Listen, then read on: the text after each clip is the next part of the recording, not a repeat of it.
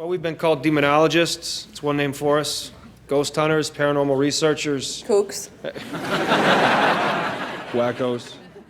You know that feeling when you revisit something that you saw a long time ago, remembering how impactful it was when you first saw it and all the intense feelings it brought up? Maybe you'll recall specific memories of that thing and look back on how maybe it even helped form something that became a lifelong obsession. Time for one of those sentences that always causes a flood of comments telling me I'm making people feel old. Sorry about this one, y'all. I promise it'll be okay. The Conjuring came out the year I turned 12 years old, and while I'd seen plenty of horror movies prior to this, most of them were much older films that I didn't find particularly scary, like Nosferatu, or were movies more focused on atmosphere, like The Haunting, The Others, stuff like that. I've loved horror my whole life, but I was also scared shitless of it for a long time, and it was around the time I turned 12 that I started to be finally braving movies that I found really intimidating, but it didn't take a whole lot to scare me at that point. Cue James Wan's 2013 The Conjuring, which little did we know at the time would be the launch pad for the most profitable modern horror franchise, having raked in over $2 billion in its 12 years up to this point. I knew that this franchise was the highest grossing modern horror franchise. For whatever reason, I was still shocked to find out that it's made $2 billion. Not only that, but the influence that this film would have on the horror genre, for better or for worse, was profound. I remember my first time seeing The Conjuring very vividly. You can skip this part if you want, there are chapter markers. It was a couple months after its theatrical release, and my cousin and I were having a sleepover at his house. He's a few years older than me and wasn't as intimidated by horror as I was at the time, and he suggested that we put on The Conjuring. And I was fully down to do that because I'd heard both of our parents gush about how great it was as they'd seen it in the theater together. So we sat down, we turned out the lights, and from the first shot of Annabelle's face, I remember being scared out of my mind. I think a lot of what was happening at this point for me was fear coming just from the idea of watching a horror movie that had more than atmosphere, and me being very nervous about doing so. And with a rather active imagination, my mind couldn't shut up. Anyway, he had to go to the bathroom, so we paused it and he walked away, only for me to hear him shout while coming back, and then come around the corner looking like he'd seen a ghost. I was horrified. Already scared enough by the movie, but now something had happened. Turns out his black cat had scratched his leg in the dark hallway and snagged his pajamas back, so it felt like a demon claw was dragging him into eternal shadow, and it was a nice moment of laughter in the middle of what was proving to be a rather hard watch for me. Now, I hadn't seen The Conjuring in years when I decided to make this video, and the experience of revisiting it was one that was really interesting because at first, I was disappointed.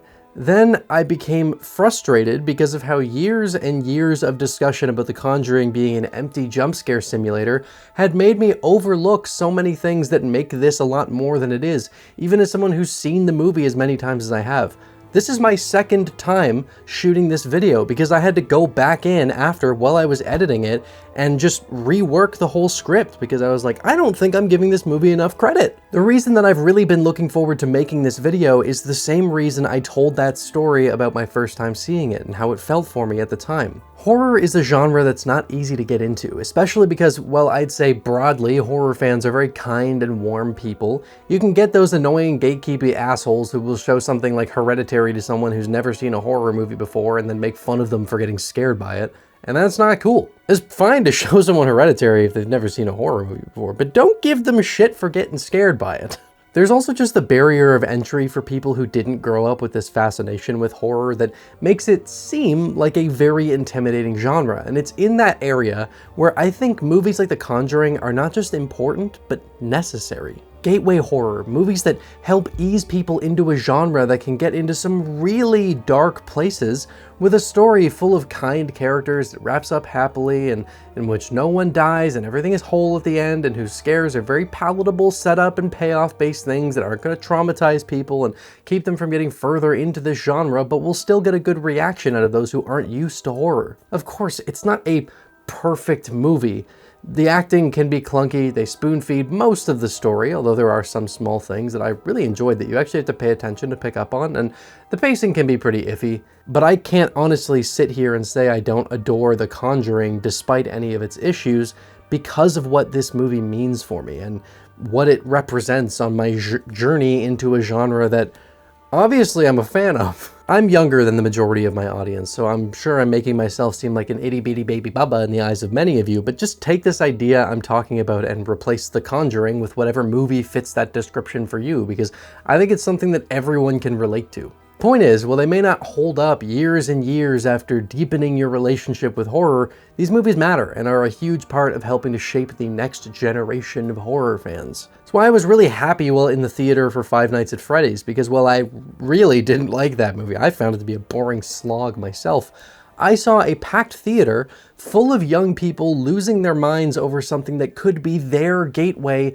into a lifelong love for the genre, and that made me feel all warm and fuzzy. I also think that this movie has gotten a very unfair reputation because of the franchise that it spawned and how unimaginative some of those entries are. With that out of the way, let's actually talk about The Conjuring, because while its extended universe is, no matter how you feel about it, very relevant in the horror space, I feel like the movies that have come after it get talked about more often than it does, which I think is a shame because there genuinely is a lot to love in this movie. So let's take a look, shall we? Have your children been baptized? No, we never got around to that. We're not really a church-going family. Well, you may want to rethink that.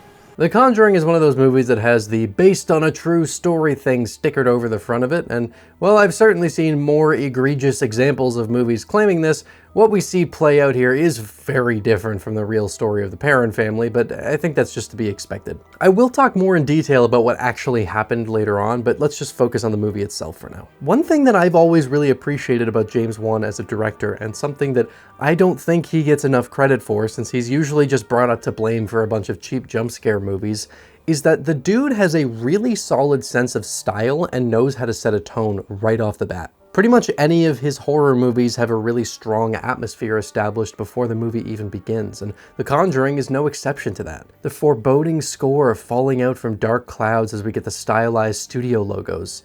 I'm sure nostalgia is a big part of this, but it's something that I've always really loved. The actual opening scene itself is mostly here to set up Ed and Lorraine Warren as career paranormal investigators. And I don't know, it's fine. The performances from the people who the Warrens are here to help are really not good, but I don't think it suffers from the same issues a lot of these cold opens do, where we see an unrelated group of people experiencing some scares before meeting our actual characters, because ultimately the movie is less about the Perron family and more about the Warrens themselves. Getting this sequence to show that this is something that they do a lot instead of just, seeing one investigation is a good idea, and it gives them something new to add into their collection of cursed items, which again makes the introduction of these things feel more earned. The opening shot itself is something that I'll stand by as genuinely great, because while I doubt it has the same effect after 12 years, it's such an unexpected and creepy image to get as the first thing we see. The design for the Annabelle doll is something we've all gotten well used to over the years, but I still like it quite a bit. It just looks so grimy and wicked. It does beg the question of why anyone in their right mind would bring this god-forsaken thing into their home, but people also watch videos with my face in them, and I don't look half as good as Annabelle does. Isn't that right, Marlon? The real doll doesn't look anything even remotely like this, and I think it's a pretty good allegory for how the whole movie handles its based on a true story stuff. It's just a Raggedy Ann doll. I want to focus on the aesthetic side of the movie for a bit before getting too much into the story, because again, I think that Wan is incredibly good at realizing a sense of style and doesn't get enough credit for it. To me, the thing that really locks you into the feeling of The Conjuring is after that cold open, with the transition into the main storyline. We see Ed and Lorraine giving a lecture about the case we just saw, and after they introduce themselves, the scene silently freezes and goes black and white, with a score that sounds like dark rain clouds returning while we get some text expanding on who they are, which then scrolls down, revealing the title card as the score swells and transitions into the main story, first in very low exposure black and white that looks like some creepy case photo, and then slowly going into color, starting with this long shot from the inside of the house that shows a family moving in, but because our POV is from the inside of the house, it gives this sense of something already being in there. To be clear, I'm not saying that any of these things is like some masterful, unique piece of craft, but the atmosphere that is established through this brief transition is something that I think is genuinely amazing. Not all of the movie held up to my memory, but this part certainly did.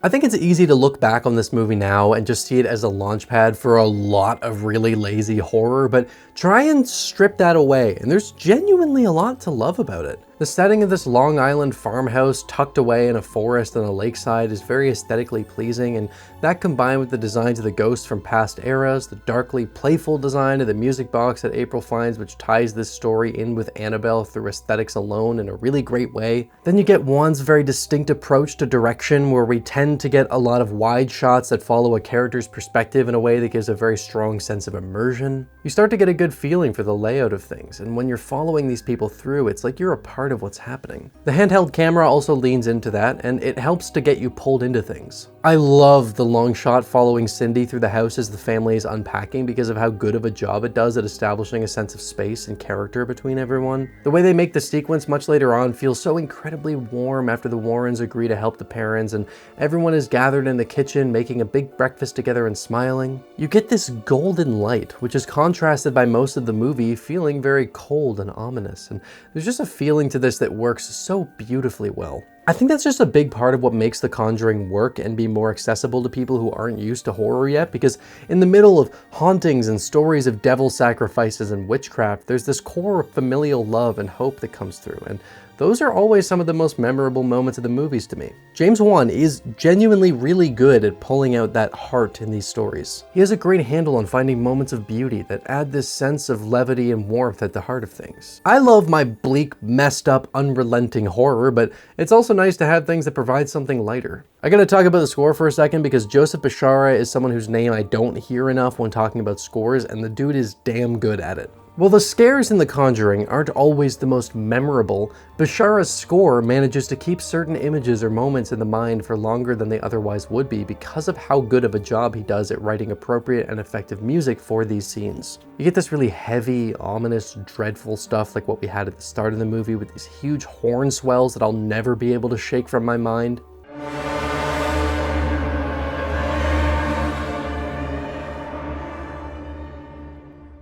I don't think the score is quite as scary as what he did for Insidious, which genuinely has some of the most bone-chilling music in any horror movie, but what it does so well is build up the atmosphere of the movie and the witchcraft and the history of this haunting. Outside of that, he also does a great job of pulling as much as possible out of those warmer moments in the story, with some lovely piano and string motifs that evoke a sense of love and hope. I love you so much. I love you so much. Oh, so much. It's just a really damn good soundtrack. Now, in terms of the story here, there's nothing that's necessarily innovative in terms of narrative. It's not something that you're gonna watch and then feel utterly moved by and be tearing up while thinking about it the next day, and if you were to bullet point it all out, it sounds entirely uninteresting on the surface, but where it all comes together is in the characterization, the performances, and that wonderfully palatable tone of the movie. Patrick Wilson and Vera Farmiga are damn near perfect scene partners. The chemistry between them is such a joy to watch and has been a beating heart through the franchise that is really the only reason I bothered watching the third and why I'm still looking forward to seeing Last Rites. I just love these two. Patrick Wilson isn't always the greatest actor in the world, but there's this charming charisma to him despite that that more than makes up for it to me. Do you remember what you said to me on our wedding night? Can we do it again? After that. Vera Farmiga is a genuinely incredible actor, and the way those two bounce off one another always makes their scenes together really engaging, whether they're working on an exorcism or having some sweet moment. They have such a beautiful family, don't they? Yeah, that little one. April. So you bring me pancakes? Yeah. It's lovely. I know I talk a lot about movies with blood and guts and gore and murder and stuff like that, but I'm a big softie, and this kind of thing is always nice to see. In terms of the parents, well, I don't think any one character is fleshed out enough to be interesting on their own. The dynamics that are built up in the family unit as a whole go a long way to creating the necessary connection. Ultimately, this is a movie about family, and I felt like they gave enough to make us care about the family persevering through this, with the fun banter between them, the games that we can tell are a big part of what they do together, the snarkiness from some of them at times. It's nice. You've also got Roger taking a job at half of his normal rate, which is a nice way of illustrating the financial situation they're in at this point in time. Although they could have done a lot more with him being gone from the house for a week, instead of him leaving and then returning almost immediately when a scare scene happens. Actually, that happens a couple of times in this movie where people show up just as something very significant is happening. The timing is impeccable. There are a lot of contrivances in this movie without a doubt. The writing certainly has some issues that are holding it back. The state of the house as well is another way where you can get this feeling of them just scraping by, because the walls, for example, are basically derelict, and you know they wouldn't want to live in a house in this condition unless they had no other options. There's just a lot of really heartfelt stuff between them, and you wind up rooting for this family over the course of the film, despite none of the characters being all that interesting on their own. The side characters are really great, which is something that shouldn't come as much of a surprise since James Wan is quite good at making these fun people to have around on the peripherals of his stories. That duo from Insidious is peak.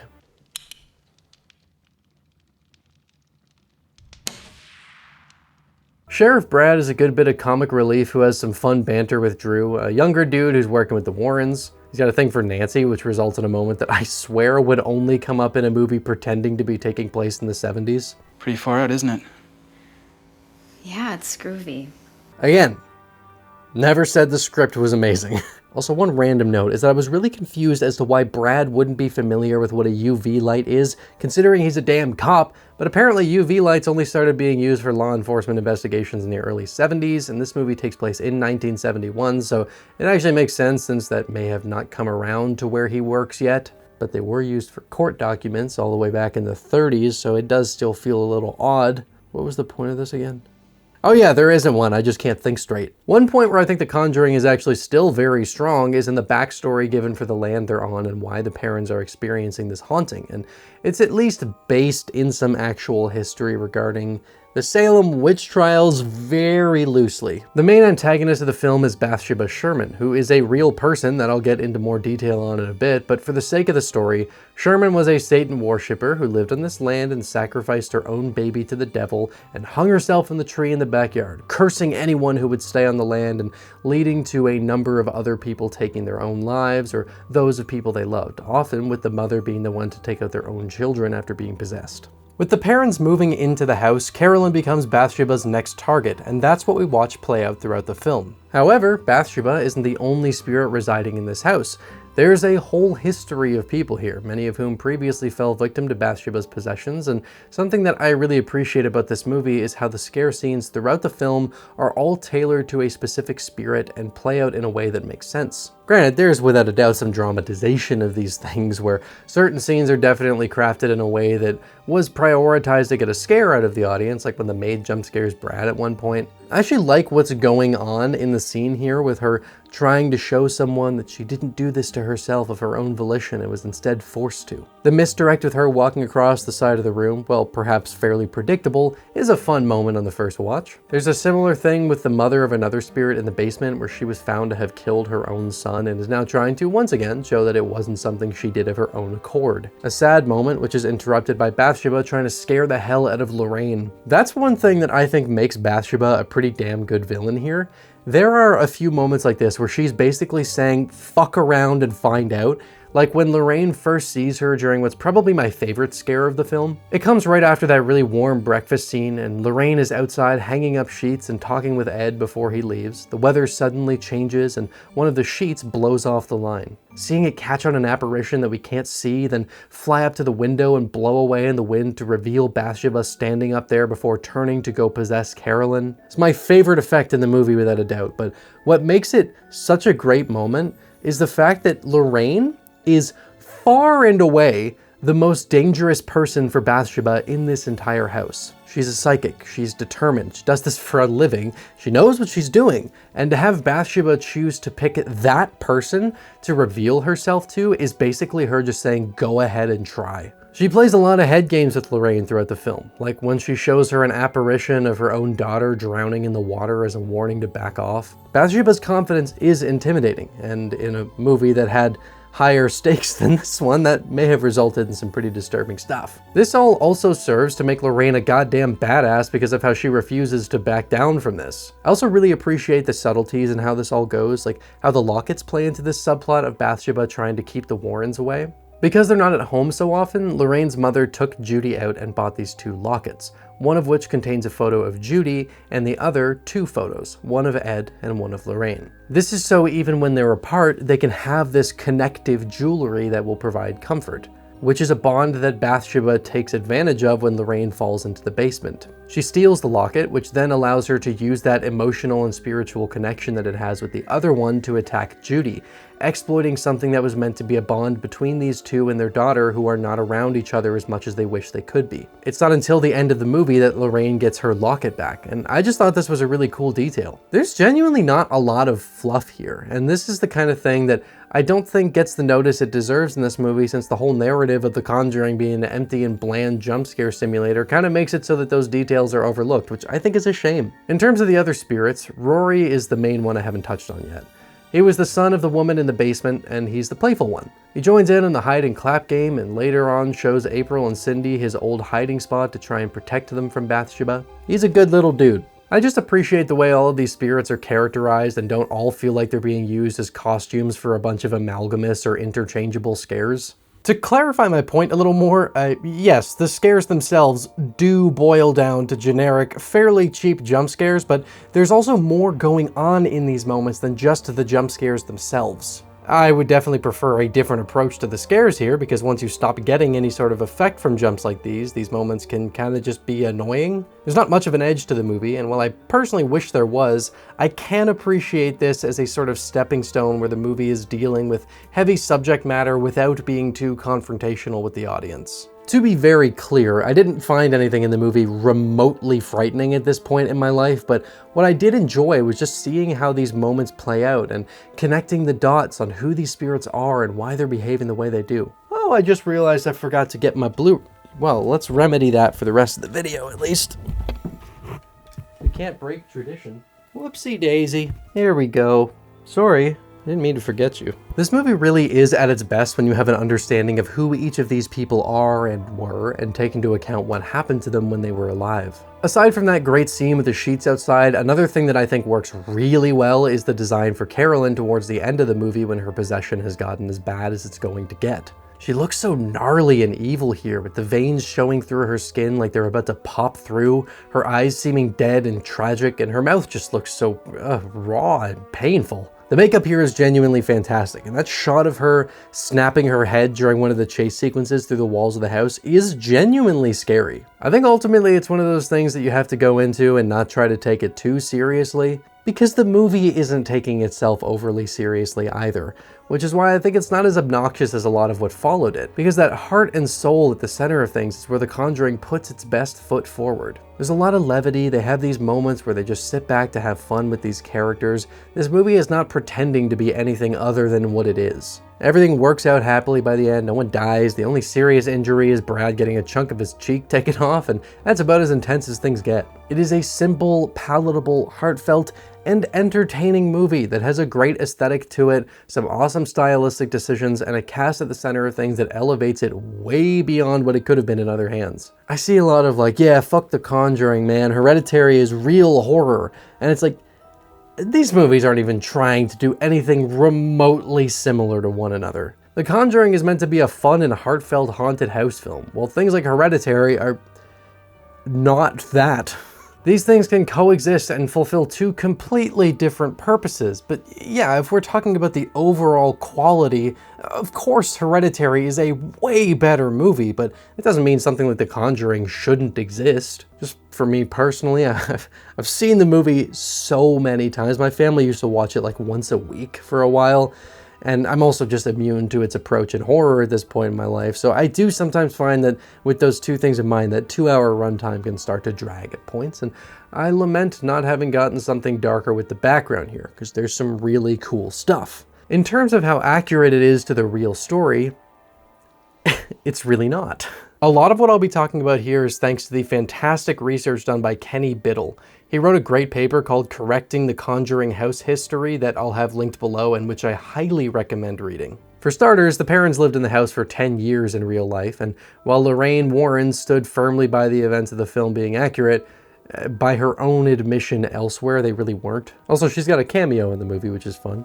There was never an exorcism done, but a seance was performed by Lorraine in which Carolyn did supposedly rise into the air in her chair, was thrown across the room, and spoke in tongues. Items were supposedly moved around the house or vanished entirely. Rotten smells and the feeling of a presence was something the kids talked lots about, and there was a history of numerous mysterious deaths on the property, and it was claimed that Bathsheba Sherman was the most dangerous spirit in a house that was said to have many inside of it. The real Bathsheba was born Bathsheba Thayer in 1812, and she married Judson Sherman. The two had a farm together, and there's a really cool piece of history with this photograph of the property at the time. Bathsheba, at one point, was babysitting her neighbor's son, who died while under her care, and upon examination was found to have been impaled in the skull. This never went to trial, but legend began to grow around Sherman with the story of her husband finding her stabbing her less than a year-old baby and then running outside, proclaiming her love for Satan, and hanging herself from a tree on the property in 1849,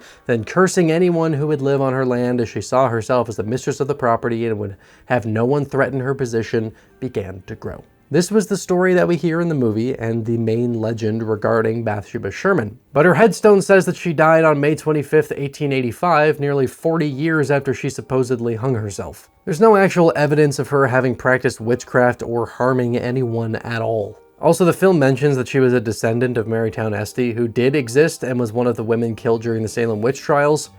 There is no evidence that indicates that Sherman was related to Estey, so this is also just something that's, not real. It's also worth noting that Andrea Perron, who's written a couple of books about what happened when she was a child and does stand by the supernatural elements, doesn't believe that Bathsheba Sherman was even the one who haunted her family, but instead that it was a woman named Abigail Cook Arnold who apparently hung herself from the rafters of a barn on the property in 1797. Abigail Arnold did indeed exist and lived in Rhode Island at the time, but she died of old age in 1869 and was likely being confused with Susan Arnold, who did hang herself in 1866. But not on or really anywhere near the property where the Perron family lived, and not even in a barn. I could get lost doing this for a while, so I guess let me know if you'd like a whole video talking about the real history behind this haunting, because I love this stuff. Point I'm making is there are a lot of inconsistencies in the way things are portrayed in the movie and even in the stories that people are claiming, and Ed and Lorraine Warren, while their characters are very sweet and warm and kind and genuine people, seem much more likely to have just been flat-out fraudsters who took advantage of tons of people. And it is kind of shitty to see them glorified like this when the truth is pretty far from that. Again, something I'd like to talk more about, but I'm trying to stay on the topic of The Conjuring as a movie as much as I can. It's a damn fun time. It's kind of clunky, it's not perfect, but for what it is, I think that it gets way more hate than it deserves. I just wouldn't suggest watching this like it's trying to be a deeply terrifying movie. This is the kind of thing you throw on a nice calm Sunday afternoon with a bowl of chips and you have a good time and it's fun and it's rather inconsequential, but it serves a purpose. And it was an extremely important movie for me, so I just have a really deep appreciation for it. Thanks for watching through to the end. I hope you enjoyed the video enough that you want to see more, and if that's the case, consider subscribing and hitting the notification bell because YouTube can sometimes suck at recommending channels. A huge thank you to my wonderful Patreon supporters and YouTube channel members who are a massive help in allowing me to continue committing as much time as I can to making these videos. If you want to gain access to things like behind the scenes material or gain early access to my videos, consider supporting me on either platform. As always, thank you for stopping by Rocklin Graves. I hope you've enjoyed your stay.